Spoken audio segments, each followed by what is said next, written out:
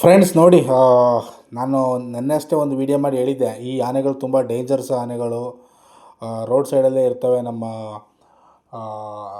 ಮತ್ತಿಗೋಡು ಕ್ಯಾಂಪಿಂದ ಮುಂದೆ ಬರಬೇಕಾದ್ರೆ ಹುಣಸೂರು ಟು ಗೋಣಿಕೊಪ್ಪ ರೋಡಲ್ಲಿ ಏನು ನಮ್ಮ ಮತ್ತಿಗೋಡು ಫಾರೆಸ್ಟ್ ಏನು ಸಿಗುತ್ತೆ ನೋಡಿ, ಅಲ್ಲಿ ಎರಡು ಕಾಡಾನೆಗಳು ರೆಗ್ಯುಲರಾಗಿ ನಮ್ಮ ರೋಡ್ ಸೈಡೇ ಇರ್ತವೆ ಒಂದು 6 ಗಂಟೆ ನಂತರ.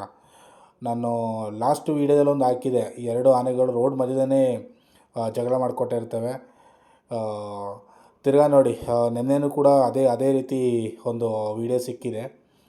ಮತ್ತೆ ತಿರ್ಗಾ ಫೈಟ್ ಮೂಡ್ಗೆ ಹೋಗಿದ್ದಾವೆ. ಯಾರೋ ಒಬ್ಬರು ಆಚೆ ಕಡೆಯಿಂದ ಲೈಟ್ ಬೇರೆ ಬಿಡ್ತಾ ಇದ್ದಾರೆ. ಸೊ ನಾನು ಹೇಳ್ತಾರೆ ಏನಂತಂದರೆ, ಇಂಥ ಮೂಮೆಂಟಲ್ಲಿ ಆನೆಗಳು ಫೈಟ್ ಮಾಡ್ತದೆ ಅಂತಂದರೆ ನಾವು ಸ್ವಲ್ಪ ಬ್ಯಾಕ್ ಸೈಡೇ ಹೋಗ್ಬಿಡೋದು ಬೆಟ್ರು. ಅಂದರೆ ವೆಹಿಕಲ್ ಇದ್ದರೆ ಇನ್ನೂ ಸ್ವಲ್ಪ ಹಿಂದೆ ಡಿಸ್ಟೆನ್ಸ್ ಮೇಂಟೈನ್ ಮಾಡೋದೇ ಬೆಟ್ರ್ ಅನ್ಕೋತೀನಿ. ಏನಕ್ಕಂದರೆ ಸುಮ್ಮನೆ ಆನೆಗಳು ಅಲ್ಲಿ ಅವರೇನೋ ಫೈಟ್ ಮಾಡಿಕೊಂಡು ಆ ಜಗಳದಲ್ಲಿ ಕಾರ್ ಮೇಲೆ ಆಗಲಿ ಬೈಕ್ ಮೇಲೆ ಆಗಲಿ ಎಗರಿ ಬಿದ್ದರೆ ಪ್ರಾಬ್ಲಮ್ ನಮಗೆ ಆಗೋದು. ಜಗಳ ಆಡ್ಬೋದು, ಇಲ್ಲ ಅವ್ರಿಗೆ ಕಾಡೊಳಗಡೆ ಜಗಳ ಆಡ್ಬೋದಾ, ಇಲ್ಲ ರೋಡಲ್ಲೇ ಆಡ್ಬೋದು ಅಂತೇಳಿ ಅವ್ರ ಮೇಲೆ ಬಿಟ್ಟಿರೋದು. ಬಟ್ ಈ ಆನೆಗಳು ರೆಗ್ಯುಲರಾಗಿ ಜಗಳ ಆಡ್ತಾನೇ ಇದ್ದಾವೆ. ರೋಡ್ ಮಧ್ಯಕ್ಕೆ ಬಂದು ಜಗಳ ಆಡ್ತಾ ಇದ್ದಾವೆ. ಸೊ ನೋಡ್ಕೊಳ್ಳಿ, ಈ ರೋಡಲ್ಲಿ ಯಾರಾದ್ರು ಟ್ರಾವೆಲ್ ಮಾಡ್ತಾಯಿದ್ರೆ ಸ್ವಲ್ಪ ಎಚ್ಚರಿಕೆಯಿಂದ ಇರಿ. ಆನೆಗಳು ರೆಗ್ಯುಲರ್ ಜಗಳ ಮಾಡ್ಕೊಳ್ಳಲ್ಲ, ಬಟ್ ರೋಡ್ ಸೈಡೇ ಇರ್ತವೆ. ಕೇರ್ಫುಲ್ಲಾಗಿ ನಿಮ್ಮ ಜವಾಬ್ದಾರಿ ಮನೆಗೆ ರೀಚ್ ಆಗೋದಷ್ಟೇ ಇರಲಿ.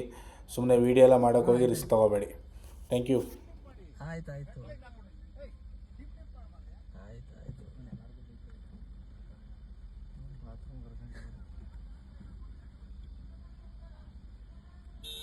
ಮೈಸೂರು ಕೊಡು ಫೋನ.